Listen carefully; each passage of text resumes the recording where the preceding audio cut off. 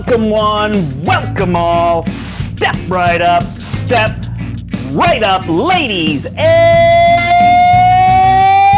gentlemen. Portal Gaming Podcast, episode number 165 is coming at you right now. Howdy, everybody. Portal Gaming Podcast is a podcast brought to you by a store called The Portal, which is located in Manchester, Connecticut. For more information, you can log on to www.theportalct.com. Check us out on Facebook, The Portal, and on Twitter, @PortalGaming60. That's where you'll find me, your host for this episode, The Brant, and also our brand new YouTube channel, Step Into the Portal. You can find me, Larry, Kathy, and others streaming there weekly. Very excited about this episode 165. Portal Gaming Podcast, a proud member of the Dice Tower Network. And for more awesome podcasts, you can go to www.dicetowernetwork.com. This is episode 165. The esteemed Mr. Jude is with me. How are you, Matthew? I'm not as good as you are, it seems. Thank you, Ron. How are you, man? It's great because now that everybody has the video, I've just been doing a couple of these, maybe 3 or 4 of them. It's awesome because for 90 seconds, you just have to watch the guest be like, what's happening right now? This is wild. 165, Brant. 165 times I've bothered to tell people about games. That's a lot, at least. Yeah. Well, I mean, yeah, there's one episode that isn't me. So there's 1 year I couldn't go to Gen Con. And so Larry and Gary Pope took my recorder and they did the Gen Con episode coming home. I think I've done 164 episodes. I think that's the same with my podcast. Like, This Game's Broken. I'm the only one that's done every episode, I think. Because I cares. I care the most. So I edit it and I'm a control freak. So I'm like, you can't do it without me. They can. Nice. So we need to go through all the things that you're on. I'm going to see how many things I know that you do. Go for it. All right. So the big one is This Game is Broken. And if you haven't listened to This Game is Broken, you need to listen to it because it's very funny. I think of it as like the Wait, Don't Tell Me of board games. That's exactly what we were going for. Yeah. Which is an NPR, news quiz podcast. And it's very good. So check Matthew out there along with Paula Deming, Nick Murphy, Mike Murphy, and Dave Loser. I had them all. Yeah, I know. You've stopped in a house with all of us at one point. I did. These are people I have stayed with. I really want to do that, like an episode where it's just like people I have stayed with at a con. Yeah. I got a long list at this point, man. Yeah. I have. I am not one to shy away from mooching. I'm the same. If someone says, I will let people down all the time. But if someone says, hey, come stop at my house, I normally, if it's possible, will do that. Yeah. Like, I intend to go to your house at some point, but then the world collapsed. But we were. I know. Yeah, that was fun. PAX Unplugged, right? Oh, that was PAX crazy. Unplugged that we were playing that for? What convention was that we were playing that for? It was like all of them. You were going to come home for Gen Con. And then, come to my house for Gen Con and fly home from Boston. That's it. I think was the one that we planned and that didn't work out. And then we were talking, I kept trying to push you for PAX Unplugged, but you had a lot in the works then, which made sense. And then I was this close to booking a flight. I was like, because Paula was going, I was like, I want to see Paula. And I was so close to booking a flight, but I didn't. And I feel like I regret it. I regret not going. But yeah, well, now you'll make it up to me. Because all the stuff that I was doing whilst, and that was my excuse that I couldn't go, I don't remember what that was. So it wasn't important. Oh, well. Right, exactly. Yeah, but now, hopefully it'll happen. A PAX Unplugged will happen. And I mean, that's the best one to stay at my house because I'm just so close to Philadelphia. It's like 3 hours. So it's a nice, easy drive and whatnot. So figure all that out. All right. So you're at This Game is Broken. You're also that's the podcast. And you have the YouTube channel, This Game is Broken, where there's a variety of things over the years between you and Dave live and reviews. And then Matthew talks about what were the ones you're doing all about. Is that what it is? All about. So they're not necessarily reviews of games, but they're like just talking about, because my thing is, right, I'm not like you as much in some sense. Is that I don't like being negative about board games. I don't enjoy it. I feel bad. So I just decided to do, hey, these are videos. But the thing is, actually, I really personally try to do videos on games that I don't even ask to do a video on a game if I don't think I'm gonna like it. But that doesn't always happen in this case. But then again, you kind of know, if I kind of at the end say, oh man, this game is brilliant and I love this and this and this, and if I don't, and it's just, this is what this game is, it's like, well, like, right. That's like, oh, I probably didn't like that one as much. Yeah, it's weird. Like, I don't necessarily mind being negative about a game. I tend to just highlight, even though I'm generally an Omni gamer, I tend to highlight what I didn't enjoy and fully realize that other people will enjoy that. Yeah. I definitely have that mindset right now where this is not always true, but I do think that most games that come out are good for someone. Yeah. I don't think there's that many terrible games released. No. Not by companies that we know, right? There's definitely games. There might be a Kickstarter. If you did Kickstarter previews, it could be rough on that front. And there might be a mass market game that just isn't even close to aiming to anything you want to try to do, you know? Yeah, exactly. But so I like, if I get a game, I don't like it, I like to say, hey, but this isn't for me. But if you like this, and you like this, then you probably won't like this game. This is something for you. But yeah, the games.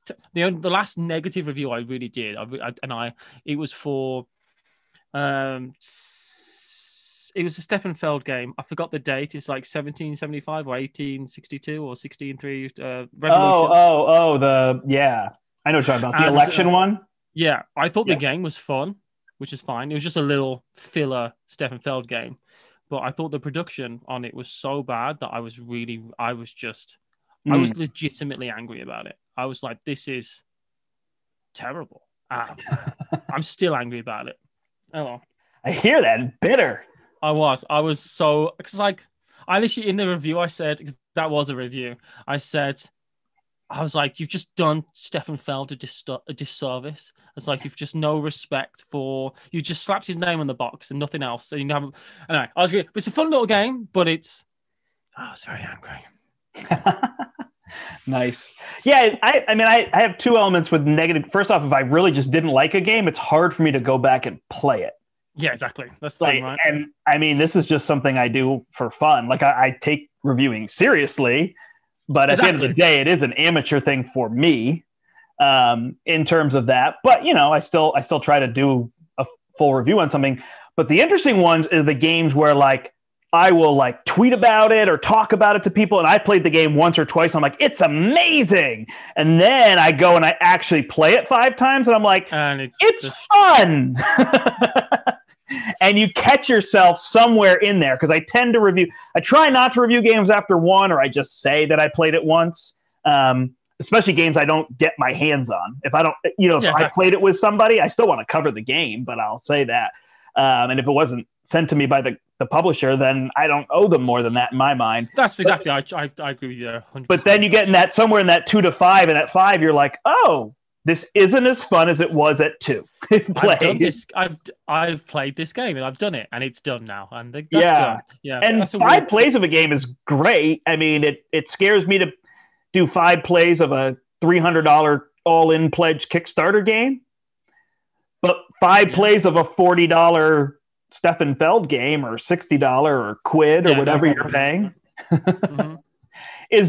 that doesn't bother me. You know, I could play Bonfire 5 times and be perfectly happy that I played it 5 times. I got Bonfire. It's one of the only games I've ever actually pre-ordered, and I pre-ordered it from a store, and I've still not played it. I just haven't had the chance. I'm desperate to play it because I'm definitely, my gaming taste has changed so much. I'm still like, I do love the head down solitaire Euro games. I still love those type of games, right? But I've got a bunch of war games now and a bunch of different games, and playing games with Paula has changed my opinion on games and stuff. But if a new Stefan Feld game comes out, I'm excited about it. That's one of the things I'm like, yeah, let's get this. I'm excited. But I've not had the chance to play Bonfire yet. I've heard it's good, but it's a lot going on, maybe. I don't know. No, I thought it was good. Yeah, good. That's what I need to know. No, I think it was fun. I mean, it is that heads down. I generally don't care what you're doing, except what you're doing triggers the timing for the end of the game.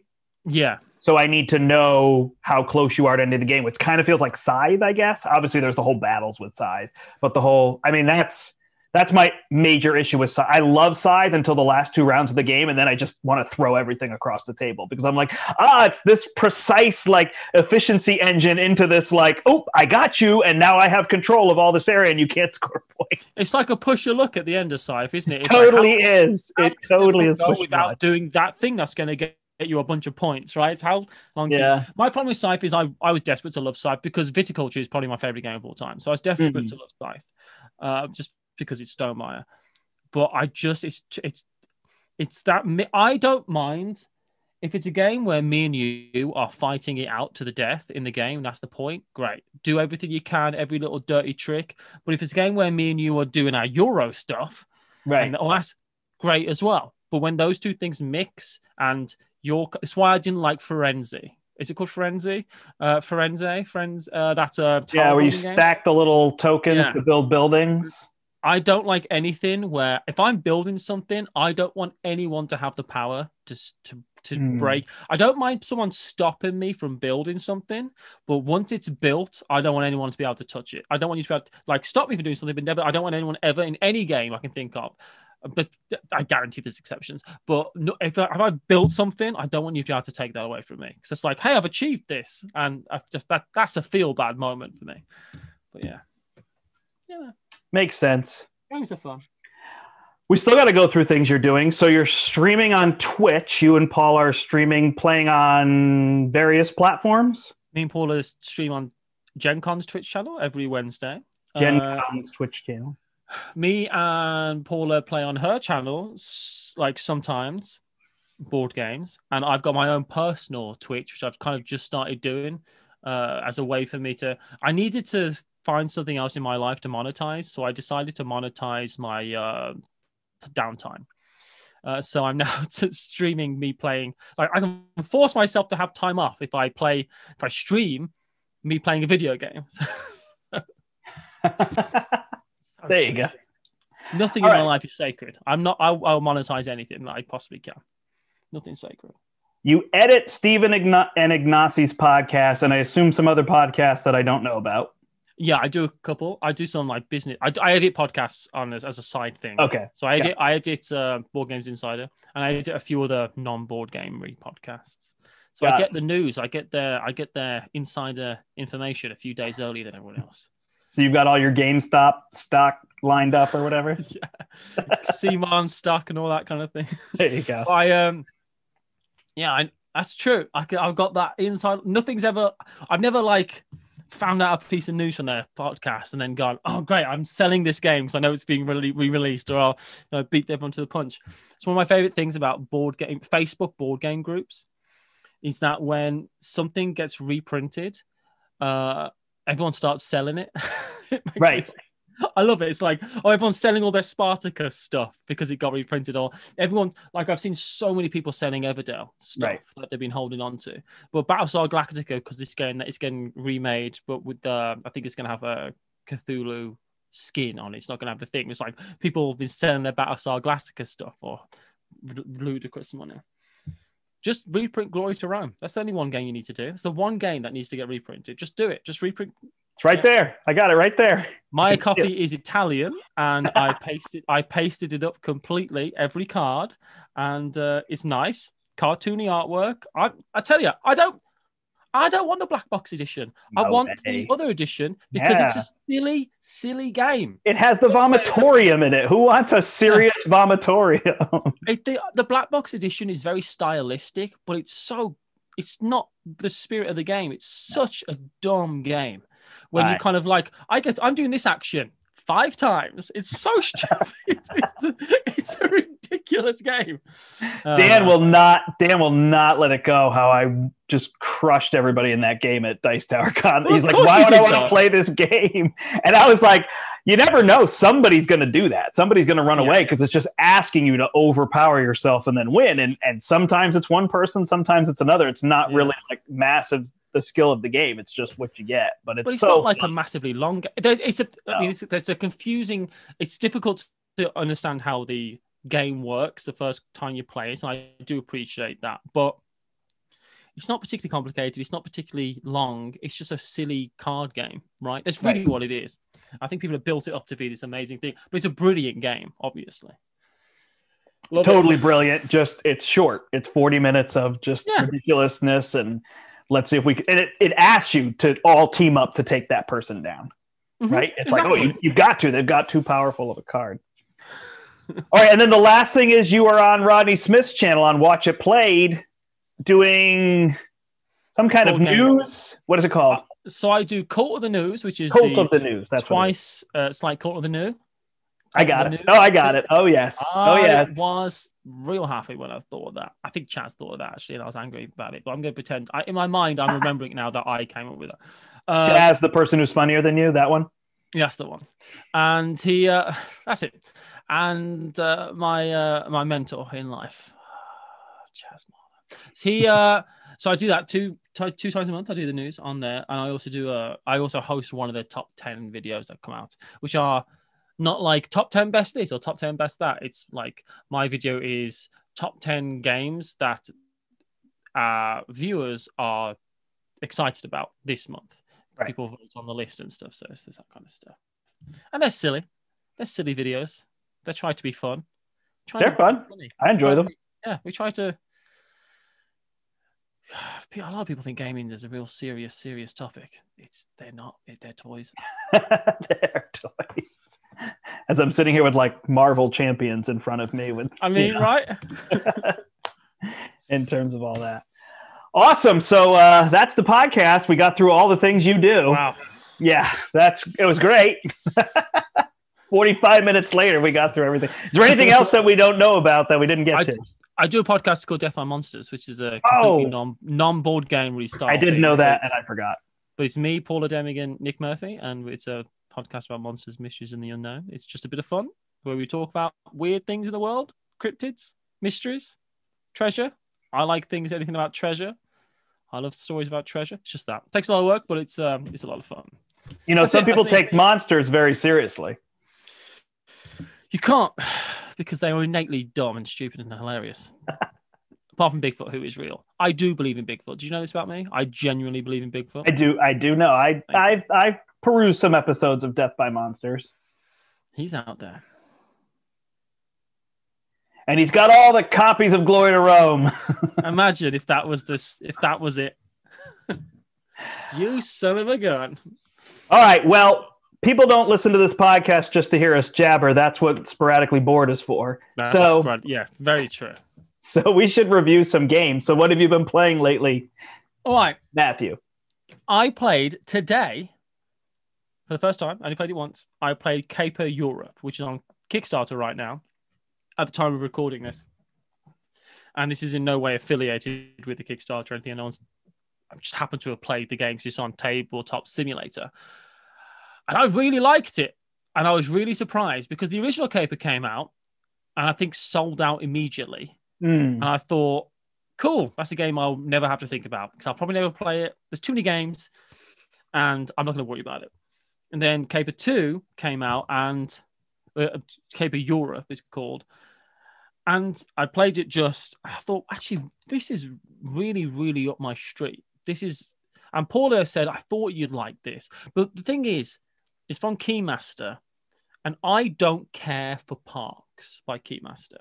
Okay. I think Parks is a lovely looking game, but I will just play Tokaido if I want to play a game like Parks. And I just don't. It's fine. It's absolutely fine, but I don't think it's much of a game, personally.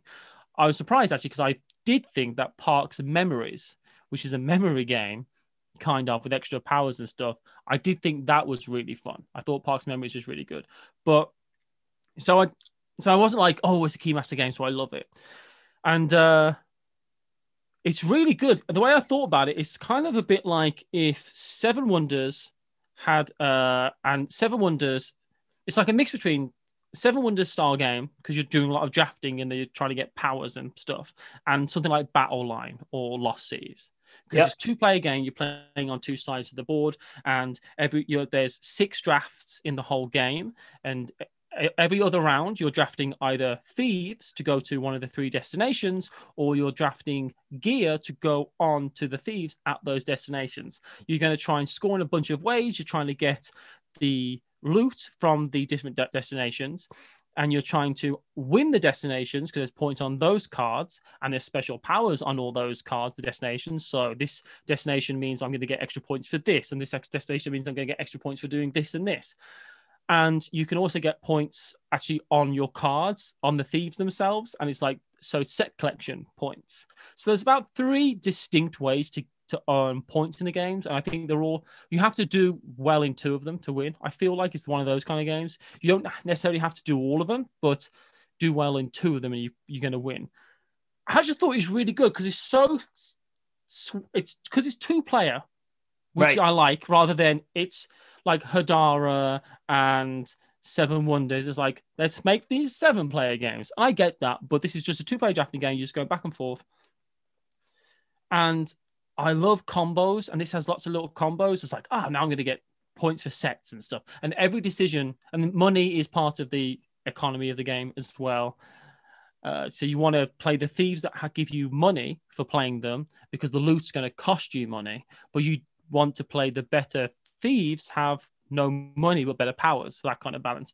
Every card seemed important. Every decision seemed important for the whole game, and it plays in about 40 minutes. I bet if me and you were playing it, we both knew it, we'd play it in 30 minutes. You know what I mean? And I just thought it was really good, and I was really surprised by it. I think what made me like it even more was the fact that I was so surprised by liking it, right? But I thought it was really good. And I'm not going to back the Kickstarter, but I would consider picking it up at some point when it's out of retail. But then again, just like Parks, it was in retail, then it was out of retail, then it was in and the first caper was out of print. I don't think Keymaster Games make enough games. I don't think they print enough. Yeah, is their problem. But I appreciate that's always a issue. Well, they always have a really nice look. That's a right production quality of Keymaster is even this is a card. Well, I played Caper. I think I have Caper, and like just for a card game, it's just like they put the kind of like foil edges, like either gold or silver foil edges on there, and they just really play up the cards nicely. I think there's 2 versions you can back on Kickstarter at the moment. I think there's a retail version and a Kickstarter version. The Kickstarter version is all embossed and all that kind of stuff with metal coins. And as much as that's nice, I don't normally care about that kind of stuff. But the retail version looks like it's going to be really nice, and like they do good box inserts and that kind of stuff. And the cool thing is that you can play different locations, so you can do Caper Paris, and there's different cards that go into the deck and different locations that come out, or Rome, and there's different cards that go in the deck. So it seems to have, I think it's going to be like 5 different locations, and even if you play the location multiple times, just different cards are going to get shuffled in. So it seems to have a lot of replayability. But then again, with Seven Wonders Duel and Battle Line and Lost Cities, they don't have different stuff coming up necessarily in each game, but they have, as far as I'm concerned, infinite replayability, especially Lost Cities. So hopefully, I think I'm excited. I want to play it more, and because I've only played it once, but I really enjoyed it. That's it. Caper Europe. We can never figure out when we play Battle Line or Schottentotten, I think is the one. I think actually both. Whether we want those tactics cards or not. Like, do we want it to just be a straight game, or do we want there to be these little tricky things to? So it feels like when we haven't played the game in 6 months, we play without the tactics cards, and then once we've played it a handful of times, we throw them back in to see if it changes the game. But I'm pretty happy without them. I think the same. Just okay. I know exactly what you could have. There's no tricks, right? And I'm just trying to figure that out. Well, that's what I mean. That's the same thing with. Lost Cities has 2 mini expansions, right? There's a 6th location, which essentially makes the game easier. There's like the black location, which kind of makes the game easier because you've got more options, right? And then there's goals. There's like a pack of goal cards that they released, and I think you want to have a certain amount of cards in a certain place or not go to. And they're very simple, but I really like them. But again, I don't need any expansions for Lost Cities, and I could still play that game hundreds and hundreds of times in a. I mean, it's one of those ones we just take the deck. Yeah, exactly. We travel. You don't need the little I remember playing it like on the ferry. We're going to Block Island, which is like a nice island that's right near us, just for the day trip, you know. And we're playing Lost Cities, and there's dolphins jumping next to the boat. It was like, what's going on right now? This is amazing. It's like it's like, wow, this game's finally thematic. We're on an expedition. Yeah, it was crazy. Excuse me for 1 second. I'm going to try to switch this microphone to my headset because I think I might be getting some feedback. Go for it. It will not take long. You could just entertain the audience. Well, hello, audience. My name's Matty J, and no, nobody calls me that. Capo was really fun, people. Is this awkward? I struggle to even say Matt. I like Matthew. I go with Matthew. I do prefer Matthew, if I'm perfectly honest. When people say, what do you prefer, Matt or Matthew? I do say Matthew, but don't worry about it. But in my heart, I'm thinking, please call me Matthew. I don't like Matt. This should be working. Can you hear me? Yeah, I can. Oh, but now I can't hear you. Ah! Can you talk? Hello. Oh, goodness gracious. Really? Oh,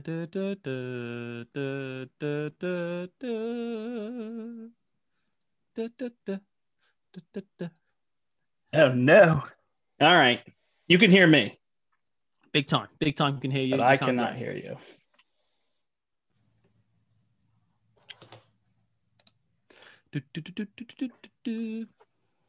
You know, that's the fun thing about making content is that sometimes stuff goes wrong. Big time. Goes wrong. You hear me? Yeah. All right. We're going with the webcam. Hopefully sounds good. Okay. Is there any echo on your end? No, not at all. All right. Trying to fix it, but that's what we get. All right.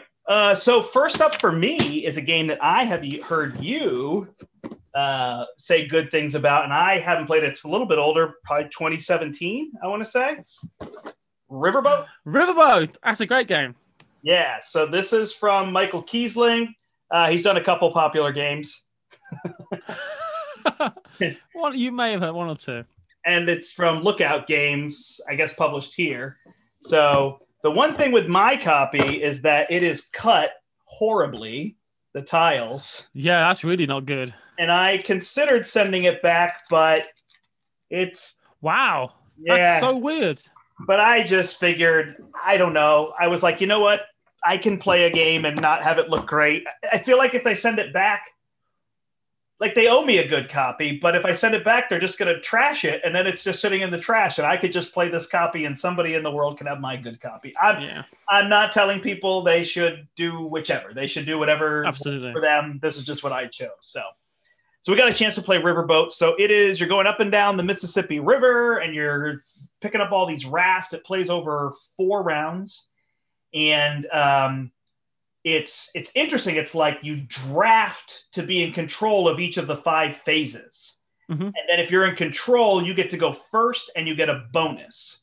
So coins are points in this game, and then coins can be spent each round to kind of like give you a wild in each round. So you're going to draw all these farming cards and place them out over your own personal farming board, which has 5 suits. So it has the 4 suits that are in a deck of cards, and then like stars or something, I think might be good. And you're trying to put them all out on the board, but each board is unique, and you're trying to get all of your workers kind of adjacent, because the next round you get to like sow seeds and plant various crops, and then you're drafting again from a tile, like tiles on the board. And if you can have people all together, you can get bigger tiles, which doesn't give you as many options, but it gives you victory points.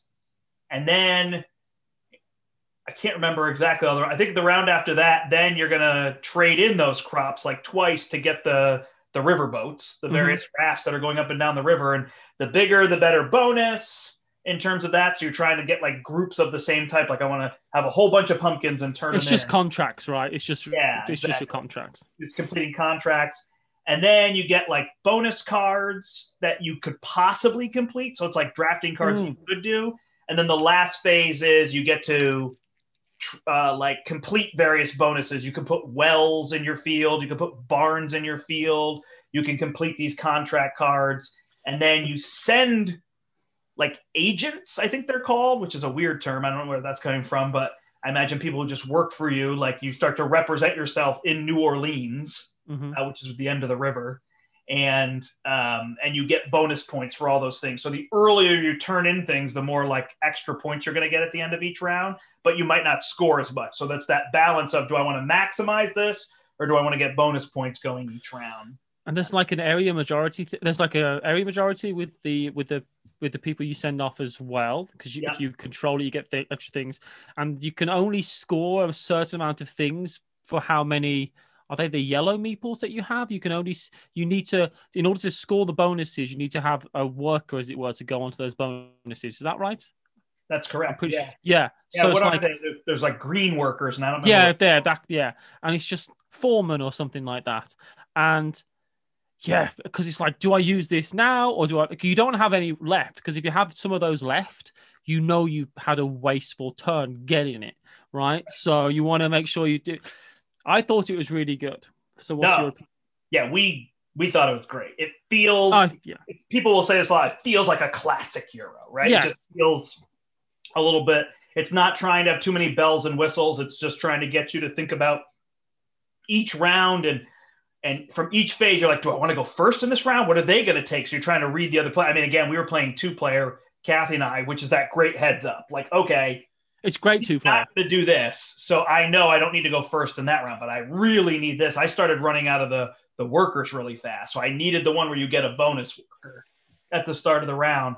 But Kathy got those from me both times. So then I was like, oh no, now I don't have all the workers and I'm short on each round. It's just that whole efficiency engine that Euro's. What it kind of felt like to me as well is that it was kind of like throwing in it felt like, not like lots of little mini games, but it did feel like, oh, I can see where he's taken this idea from one of his other games. I can see this idea from another game. Like, right. Oh, this is a bit of Zuli right now. I can feel like that because you kind of put the tiles in your thing in the specific way, and it just feels like I think some people might say, oh, it feels like a bunch of mechanisms thrown into a bag and shaken up and stuff, but it just works so well. I really like that. It's this phase and this phase and this phase and this phase. It's not like a Uwe Rosenberg game where it's like everything's going on all at the same time. It's like, this is what we do. And it's like quite organized that way. Oh man, I just thought it was really good and super. It just didn't hit, right? It's just not a popular game, even though I think it's so good. It just didn't hit. Yeah. Then again, it's like Clemens Franz artwork on it and stuff, and it's like, if a game's got Clemens Franz artwork, I'm like, oh, I probably will like this Euro. I just happened, I know that, so I thought it was great. No, yeah, it was really fun. I mean, if you jump to Michael Kiesling, obviously recent is Azul, and it's way heavier than that. Oh yeah, big time. But it's not heavy. I mean, to a gamer, which is always a weird term anyway. But people who are wanting to seek out and play more strategy games, it's right in that medium wheelhouse, right around Castles of Burgundy. I would make it a little maybe easier because of the phases and the length. The length is just a little shorter than a Castles of Burgundy. I think it's right there with Castles of Burgundy pretty much, because it's heavier than Castles of Tuscany, for instance. Correct. By quite a margin. You've played Tuscany, right? Castles of Tuscany. Yep. Mate, that game. Love it. I love it. I think it's really good. But yeah, Riverboat I thought was just a fantastic. What's the latest? What's he done recently? What's his most recent game? Renature. Yes, I've got that. I did a video about that. I think it's Kramer and Kiesling. That is Kramer and Kiesling. I should have hit Kramer, not Kiesling. It's Kramer and Kiesling. Well, it's just because we were talking about Kiesling. Yes, exactly. Kramer. I'm so glad you've played that now, though, because it's such a good one. Yeah, no, it was fun. It was kind of one of those ones where, like, I was tending to order and pick up a few more games, with COVID going on. We're just trying to play more games at home.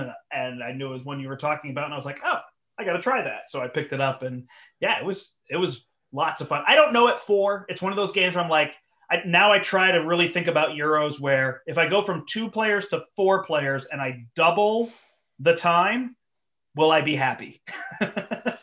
I just think that a game shouldn't. I think a really great game is a game that doesn't double the time if you play it with double the players, right? But sometimes that's just the way it's going to be, right? Castles of Burgundy is going to be. It's going to be 50. It's going to be, if you double the time, you're going to double the players, double the time, because that's just the way that game is, right? Yeah. Pretty much. Well, tell me about the other one that you've wanted to review. Because I was going to talk about Bogle Bros, which is an old game. Played it recently. Never played it before. Really enjoyed it. Was quite surprised. But what I really want to play is Bogle Bros 2. So that's how I feel about that one. Nice. So, the other one I don't have anymore because we finished it up and passed it on, but it's Star Wars Unlock. Oh, cool. So we got a chance to play the Star Wars one. A couple episodes ago, I had Eric Summer on, and we both had played the new Mythic Adventures one. Okay. And so, yeah, I had picked that one up. And then when he said he was playing them, I was like, oh, I'm going to play them all before you get on the episode. So I did that. And then since we were playing the unlocks, we went to the Star Wars one. So I had done the first one a while ago because Brian, the store owner, lived with us all the way until Christmas, him and his family. And then they got a house. He had another kid and all that. And now it's funny, they're not in our bubble anymore. Yeah. Even though they lived with us for, 19 months prior to that. So he had the Star Wars unlocked, so we had played one of them with the kids. And the tricky part is the Star Wars one does a really good job as an intro. Like, it's really good it's pretty straightforward. Unlock is the innovative one. So when people say exit or unlock, it's that total. I tend to like exit better, but the reason unlock is better is that it's more innovative. Well, it makes sense as well because this is going to get people. They're hoping that people who like Star Wars will buy a board game and then maybe want to buy more board games in the future that don't have Star Wars on front. So that's cool. So, was there anything that really surprised you in those games in the actual missions? Yes, I mean the thing that surprised me the most, the Star Wars element was like okay, but it's extremely generic. Like they couldn't even get the license for the music, so the app plays like the planets.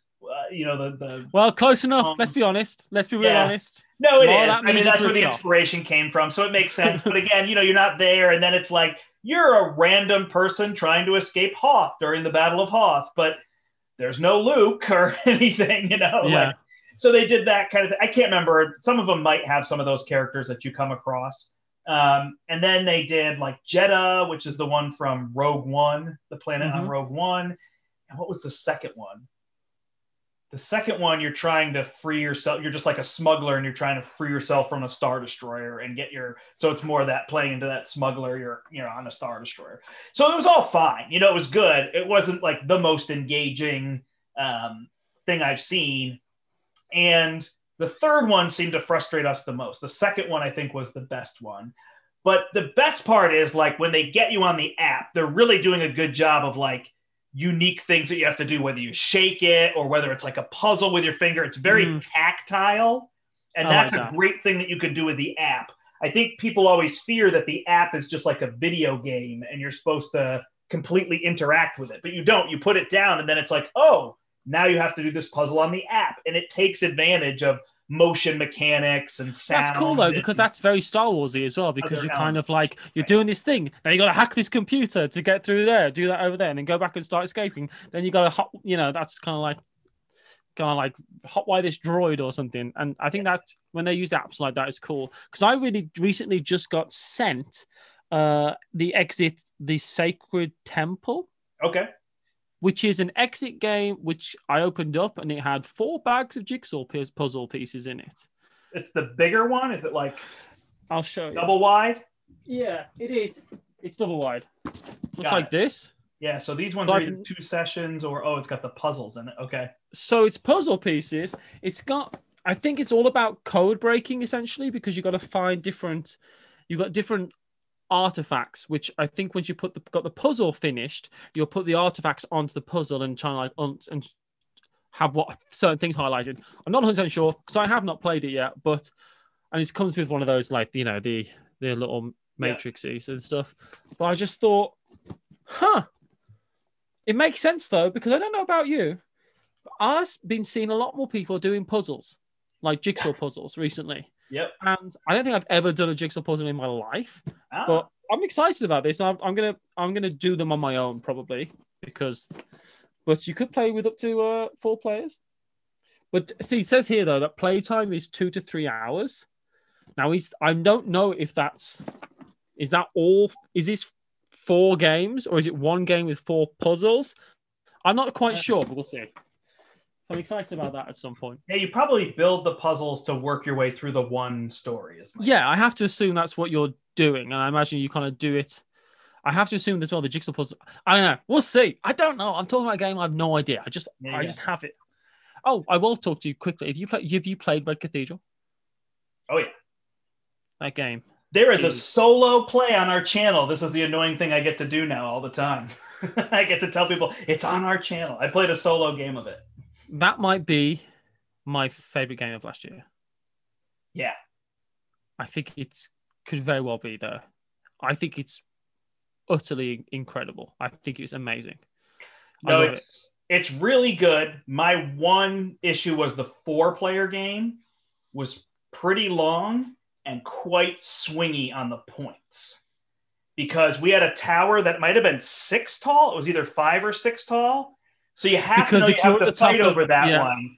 So the person that won came back in endgame scoring from like 32 points down by just getting now, which is great because that's what the game's asking you to do. But there's a lot more points on the table in a 4-player game than in a 2-player game. Up for grabs. I can totally see that because there are certain things that if you let them go, you've got so much headway to make everywhere else. And that person has managed, because it's not necessarily, it's timing with it. It's not necessarily anything other than the timing of getting at the top of one of those, like the majority in one of those towers. Yeah. So you can do that, do well with the timing and do everything else. But if you do poorly with that timing, you've got to do super well with everything else. But I still thought it was absolutely incredible. Oh, yeah. I focused on the negative instead of the positive, which is it's a great game. But I totally agree with you. The solo's very unique, and it's hard. Good. That's what I want. I lost horribly when I played on the channel, like 45-17 or something wretched. That's pretty bad. It was really bad, but I mean, whatever. I figure there's nowhere to go but up at that point. So. Exactly, and that's the spirit of it. You got to just keep on improving yourself, get better. Yeah, but I played it like back to back then, 2-player, and it was just phenomenal. Yeah, it's great. Good. That was a great game from last year for sure. That's it. Awesome. Anything else to talk about? I got a game sent games wise. I got a game sent to me recently, which I've not played yet. I will show it you, but I've not actually played it. But I will show you a game that I'm hoping to get played soon. You also have to say it because it's a podcast. Huh? You also have to say what it is because it's a podcast. True.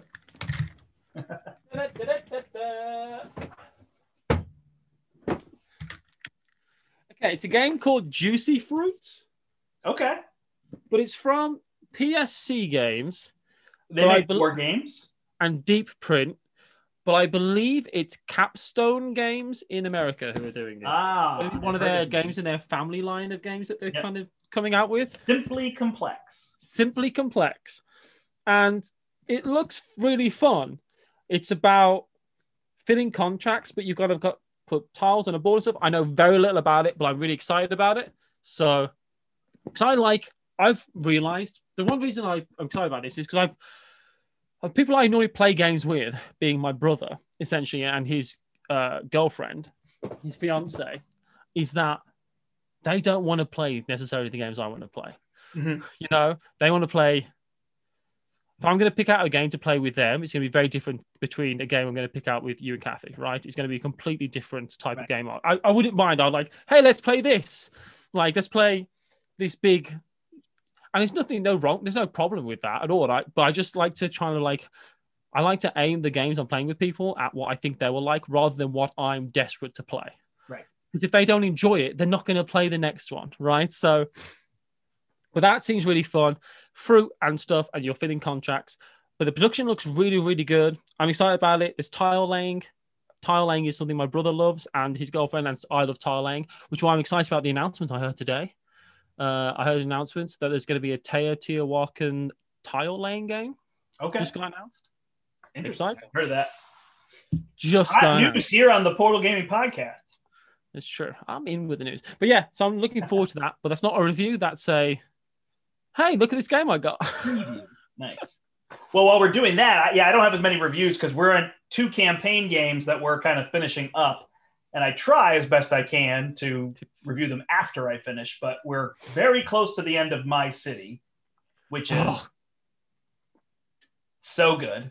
It's impeccable. It's amazing. Very good. And it's great to play games in 20 minutes. We're closer to 30 minutes a game now. It gets a little more complex. Yeah. Not really. The game doesn't get complex. The decisions get more complex, which is part of the beauty of the game.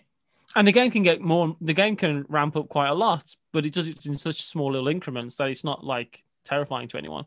And I think we just played game 19 of 24. So I think we've got so you're close to the end. You could finish. So I'm going to wait. Yeah, I don't like to play more than 2 or 3 at a time. I find after that I'm kind of done with the game. Not in a bad way. I also don't want it to go so fast. Like I don't really want to play Pandemic Legacy Season 1 in a day. Nick and Mike Murphy. But actually, I was going to say, I know quite a few people, Nick and Mike Murphy being 2 of them, who have finished My City and bought a new copy already. Wow. Yeah. No, it's good. It's really fun. Had I been able to play more of it, I probably would have been in my top 10 last year. Because it comes in episodes. Yeah, it would be big in my top 10 of last year as well, I think. Oh, definitely. I know it would be. It comes in episodes, right? So there's 3 games per episode, like per envelope that you're opening. And I think that's what they want you to play. I think they want you to play 1 episode each time you play it, right? That's how I feel. Like they want you to do, So if you do that, it's like an hour and a half of game. That makes sense. Anyway, what's the other campaign you do? The other one, we're 1 game into Sleeping Gods. Oh, okay. Wow. That's going to be... How long is the campaign for that? Does it give you an idea? It says 1 to 20 hours. It seems to be 10 to 20. So it's really like, it's almost like a roguelike, like video games, where you're supposed to play it and then play again. It almost has that kind of feel, like you're supposed to do a campaign and then you could go west instead of east. And there's a whole different thing to explore. So that's where like a lot of it comes in. So the best I can get for the timer is every round you flip an event card, and there are 18 event cards. And when you complete the deck of 18 event cards, I don't know if you shuffle it or you draw 18 more. And there's an event that happens after that. And you play through that deck 3 times, which is 54 events. Okay. So you figure 54 rounds, and a round, I guess is 15 minutes to a half hour. So if it was a half hour, that would be 27 hours. That sounds a little long. So more in the 15 minutes per round. So that makes sense to me. About 15 hours to play This is the Ryan Lockett game. Red Raven Games, right? Yeah. This is their game that I'm the most excited about. And I'm very interested in it. I've never played any of the Above and Belows and Near and Fars and all those.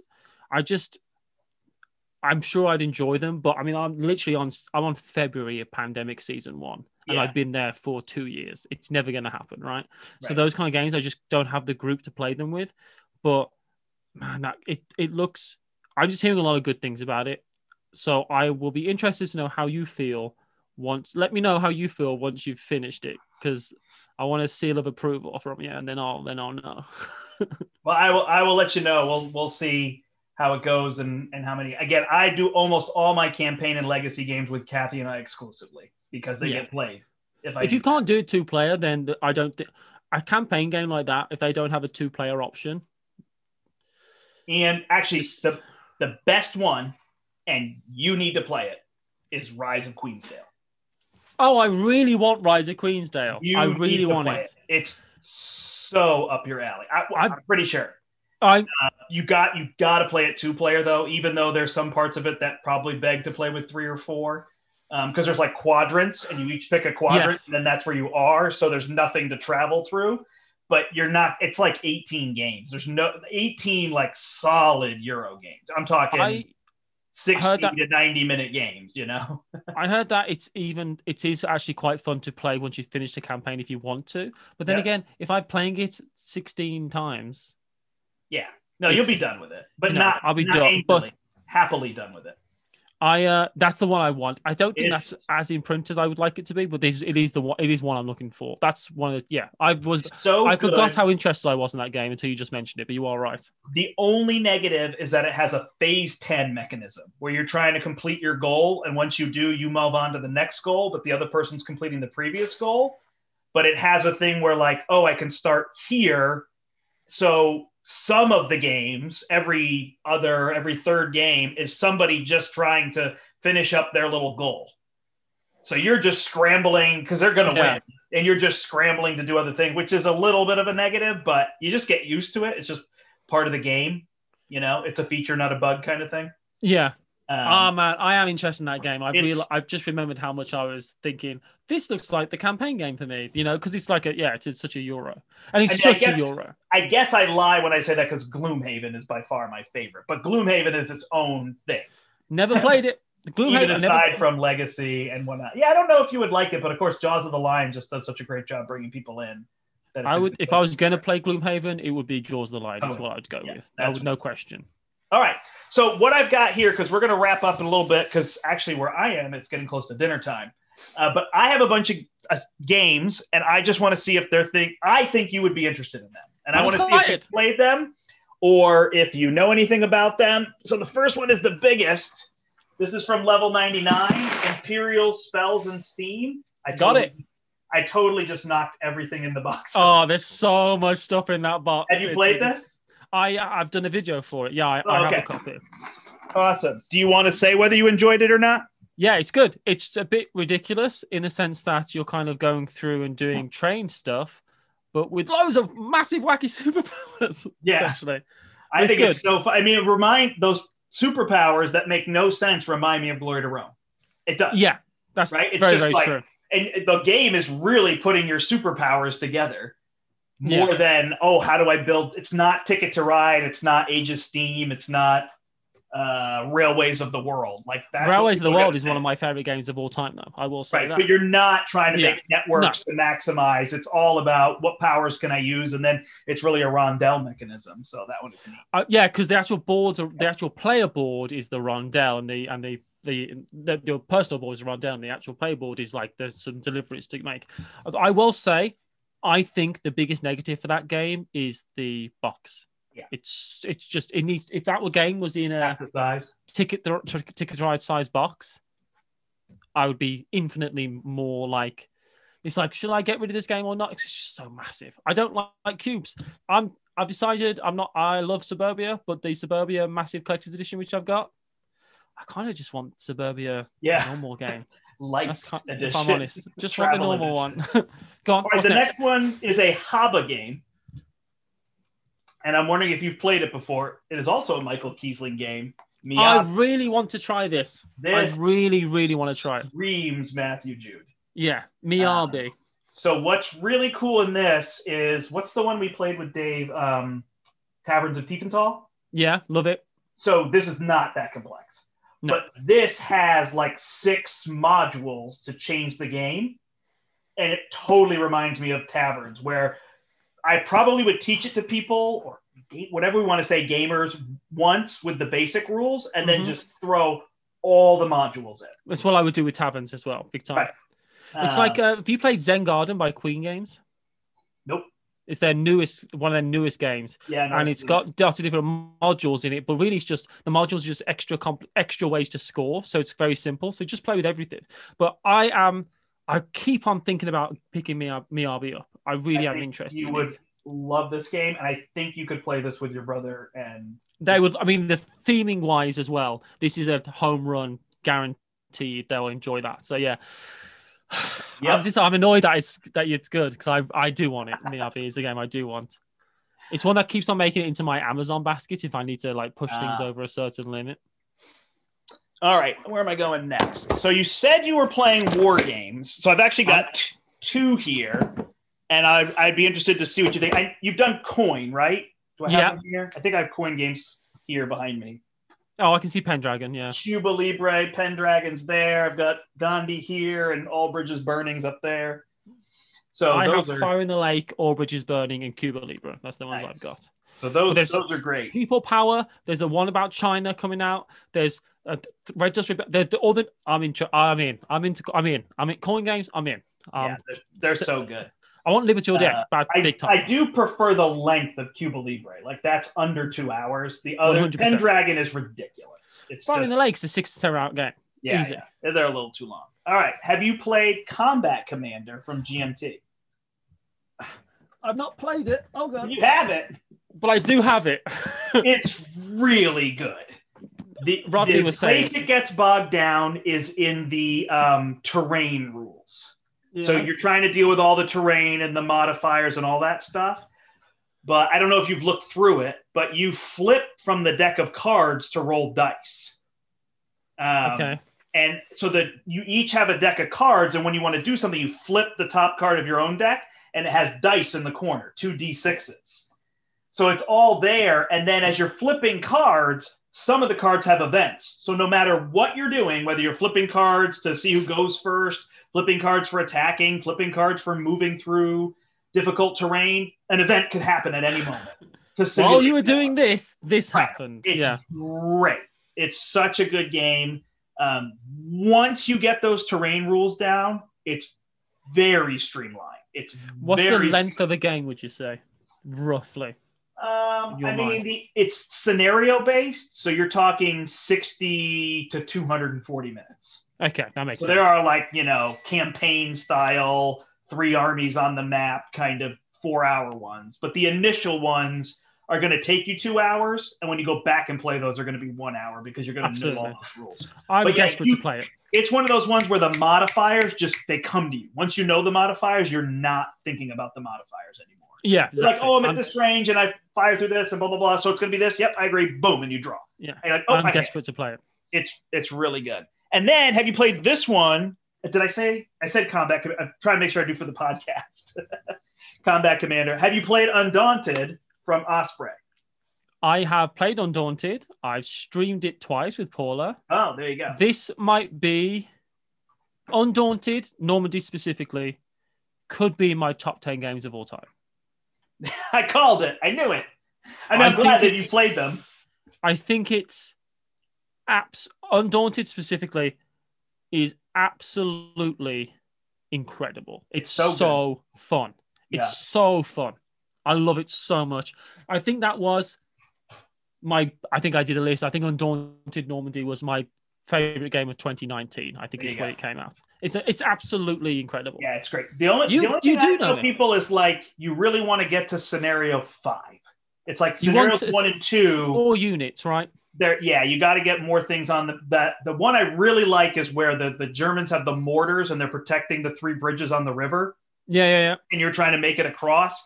That one is so. That's good. Like the A Bridge Too Far scenario, Battle of Nijmegen. I imagine is what it is, but it's. I've got Undaunted North Africa, and the North Africa one is slightly zoomed in a bit. It's more like a squad.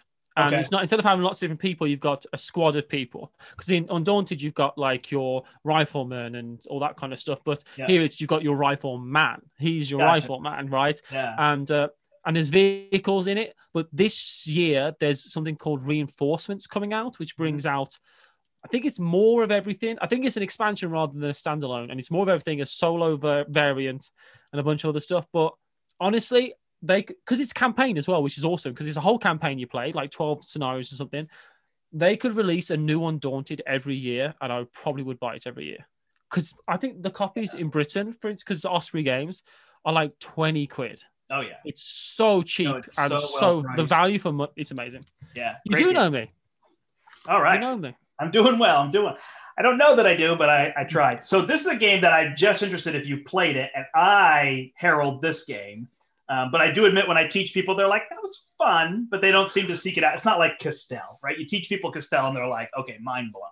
Oh, that isn't mind blowing. It's mind blowing, and no, I have not heard of this. So this is Catalyst from DV Gyochi, and I love this game. So this is like a tableau builder. It's in the perfect box size, but it's like a combo. So basically what you want to do in this game, I can't remember the theme. It's like post-apocalyptic, and some people are like superheroes and they can absorb power, and they're called catalysts. That's the idea. But it's totally just a card drafting game with resources, and you're drafting off of this like board where, as you slide things down, they get cheaper, et cetera, et cetera. But you're trying to build a tableau in front of you, and then they all have like powers you can trigger.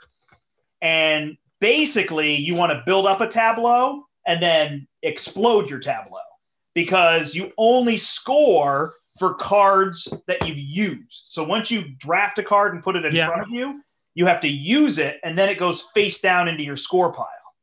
Well, that's what I love about Valley of the King, because you've got to kind of like build up your tableau, yes. But at some point you've got to start entombing as many cards as possible, which is just getting those great cards that you've got and then turning them upside down and putting them aside to score. And Dale of Merchants does the same kind of thing, right? Where you kind of like fulfilling these things on these contracts essentially on the board. When games like that do that, I love, because it's such a tense decision. It's like, can I carry on winning if I destruct what I built now? You know, am I going to be too far behind? This is a good scoring opportunity. Yeah.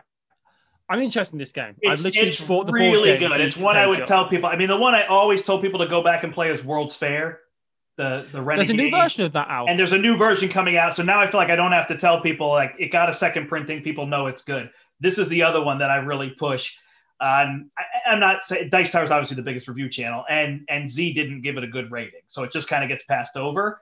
But I keep telling people, like, it's so fun. But, you know, I loved it. I got it at Gen Con one year, maybe the last year I saw you, maybe the year before that. I can't remember.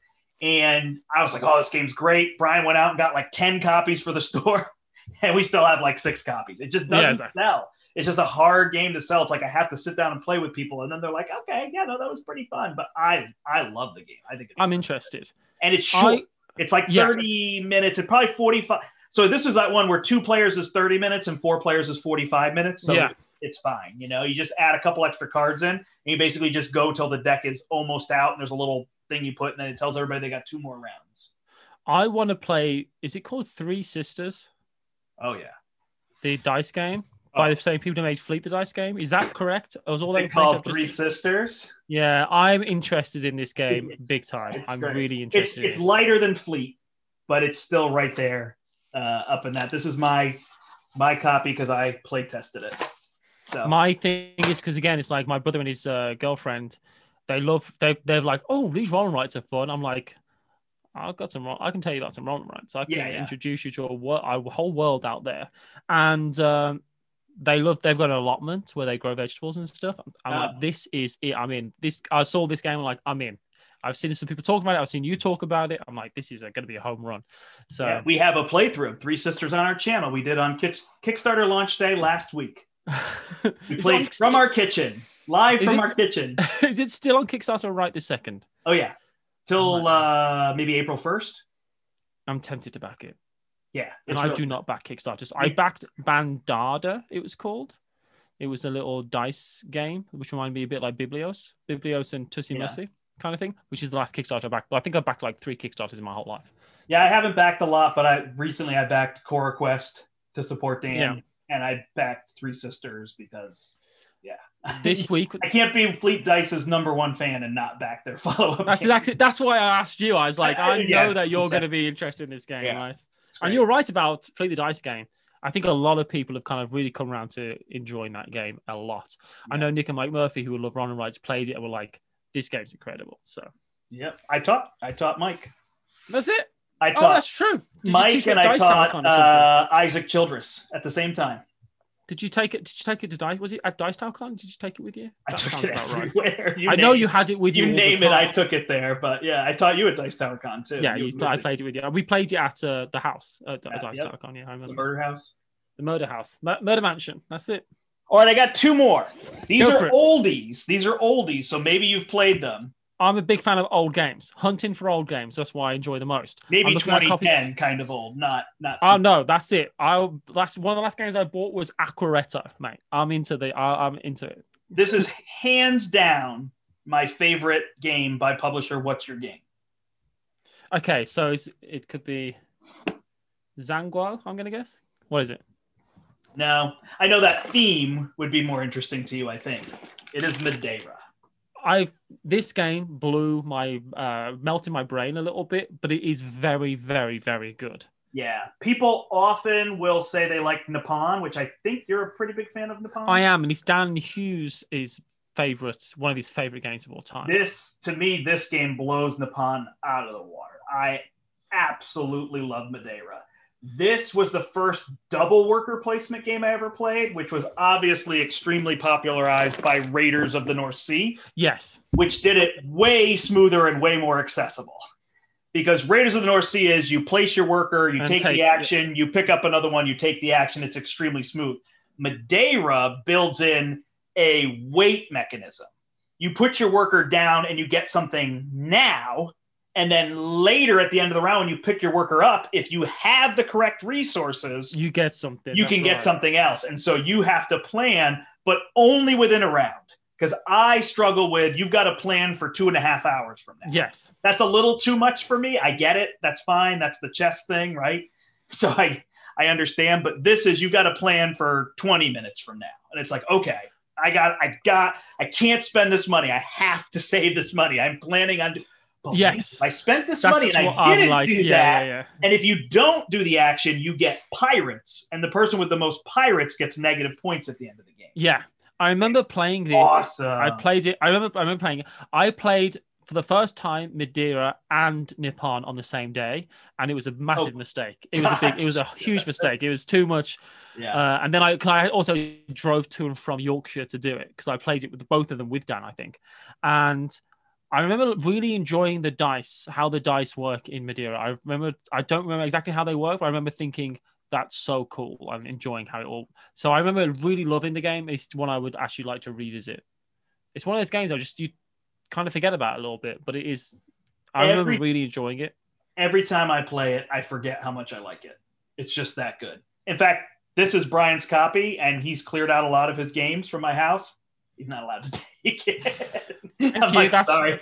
I assimilated it. I like it that much. So great game, Madeira from What's Your Game? So I think my last one, I don't think you've played it, and I think it's a huge slam dunk. And I think it's the right theme for you, but I don't know. So it is from Starting Player, was the original publisher, and then republished by Capstone Games. Hold on. Oh, okay. Three Kingdoms. Yes. No. Have you played Three Kingdoms Redux? I've not, but I've actually, my memory of that game is that whilst I was playing Madeira, the people at the next table were playing Three Kingdoms. I remember it really, really well. I don't know much about this, so tell me. So this is a 3-player only game. Yeah. Heavy worker placement game. It's the unification of China, right? Correct. Which I thought was a theme you would enjoy. Yeah, absolutely. 100%. Yeah. So it's kind of bland looking, if you will, although I wouldn't say once you get all the art cards. So what's so neat in this, what makes it so replayable is first you can play one of the 3 factions and you sit on a different side of the board based on what faction you are. And then you are competing with both of the factions. And it's worker placement, but there's like a hierarchy. And if you're highest on that one, the other players get a token where they can share a space. So they because you're basically your worker placement, you're bidding, and they can team up to bid against you. So if you're like the most powerful person in this area, the 2 rival factions can team up against. Oh, that is so cool. Clever. So it is completely taking on what is considered to be the 3-player issue, right? 2 people will team up against 1 person, and it's shifting that. So it's like, we're going to team up against Dan Hughes because he's in the lead, but then we do, but I kind of duped you in that, and now I took the lead. So now the 2 of you are going to team up against me, so it's asking you to do that. I love those games. While you're competing in different areas in like field growth and strength of army and actual battles and like making marketplaces with each adjacent city. It's so clever. I love games that you kind of have to go into tentative alliances with people, and you have to try and act cool and play it like just a bit calm because you know that, hey, let's do this together. This will be good for both of us. But you know that it's going to be just that little bit better for you, and you know what your plans are next. And I love those games where you have to, because if you don't enter into any of those agreements during the game doesn't work. So you kind of have to go along with some people. I love those games where you kind of have to be like, let's do this. And you know it's going to help you more. And that's just, I find that so fun and interesting. It's pretty overt like it's not you're not like trying to outsmart that person who is your teammate for that round. It's pretty overt in that like we are going to do this. In fact, sometimes you both agree just to put your markers there, and the other person won't even like you don't go where somebody else is. Yes. You protect it. You're like, we're going to go here, and you can't get access to it. So it works really well. And then what makes it so replayable is you've got a deck of like characters that you get, and every game, each round, you like draw a certain number. It's based on which faction you are. Like one faction starts with 5 characters in play, so they can do 5 worker placements, but then they draw less and less as the game goes on. The other faction starts with 3, but they draw more and more as the game goes on. So one faction naturally gets more powerful, and the other faction naturally gets weaker. And yeah, you draw from all these different cards, and then you're picking which characters you want to have with strength and leadership and abilities. But again, it's all in Euro mechanisms. Yeah, right? exactly. It's not battle. It's very much like, oh, I want to have strength or speed so that I can like out battle you here. But again, battling is really bidding. Yeah, exactly. Like good bidding, not like, silent bidding. I've got to figure everything out. I've got to read 2 people simultaneously. Just, it's more that timing. Like you said, like I'm either going to go all in right now and be like, I'm 5 strength. So if you want to come here, you've got to figure it out, or I'm going to hold back and slow now, boom, drop the hammer once you go there. It's great. It's 3-player only, but that's the beauty of the game, right? Like you've got to plan to play it. You can't just show up with it. You've got to say, what 2 other people want to play this with me? And it's awesome. That's how I feel about coin games and stuff like that. They're not games that you just turn up with and play. They're games that you plan to play with people, right? You kind of say, hey, let's do this. And everyone does a little bit of, everyone does a little bit of research beforehand, and you kind of go in and play a game, and everyone does a bit of due diligence before they play a game. Because not every game's like Miyabi, where I can sit at the table and probably teach you in 10 minutes. But like with, if you're going to play, I don't know, Cuba Libre, or if you're going to play Fire in the Lake or Pendragon or something, it's like, hey, how about everyone spend some time and try and learn this game as best as possible, and we'll plan to play it now. And they're just so different in that regard. So well, Cuba Libre starts with that faction, the blue faction. I feel bad I can't remember the names of them, and they're like on the precipice of winning. Yeah, they're the government. The government's like on the precipice of winning, and so you've got to immediately, because that's that interesting part. You kind of need to know that, or you just sit there going, "Wait a second, aren't they really close to winning?" Because coin games are that whole thing. That is it. Those are the like the epitome of, hey, let's both do let's have a conversation about this. Let's both do this. Yes. And it's going to help you just a tiny bit more, but it's also, they've got to do it anyway, because it's going to help them, because this person's going to win right now if we don't. So, and then you draw the card that says, oh, I get this amazing power where I could totally shut them down. Forget it. Alliance off. Oh, never mind. I win. Awesome. Well, I think I did pretty well with my stack of games for Matthew Jude there. So there's some winners there. In terms of all that. But I think we'll wrap up this episode. Thank you so much for joining me, the esteemed Mr. Jude. Thank you for having me. It's been good to catch up and just hang out. I'd have had a conversation without recording it. It feels good. Yeah, yeah, totally. 100%. So everybody should check out Matthew Jude. If you don't currently know, find him on the This Game Is Broken channel is probably the main place. Various places on Twitch. And on Rodney Smith's channel, Watch It Played, where you can find him and others doing various news, informational and spoof for you. Yeah, that's basically it. Yeah, awesome. Just, if you're interested in me, just look me up. Just hit me up. It'd be great. And whenever conventions happen again, you will probably find Matthew and I gallivanting around doing various things, throwing dice across a room. What was that game? That was like where we really hung out. Oh, that's Magical Athlete. Magical Athlete. We threw the dice across the ballroom. That was one of the best gaming experiences I've ever had in my entire life. That game of Magical Athlete was amazing. And we had to sprint. Oh gosh, it was so good. Loved it. All right, well, Matthew, thank you so much. When I get to see you again, it will have been too late already. It's true. Yeah. But thank you for joining me on this episode 165, the esteemed Mr. Jude, as we review games. I'm your host, The Brant, and until next time, I hope you step into the pool. Bye, everybody. Have a good one.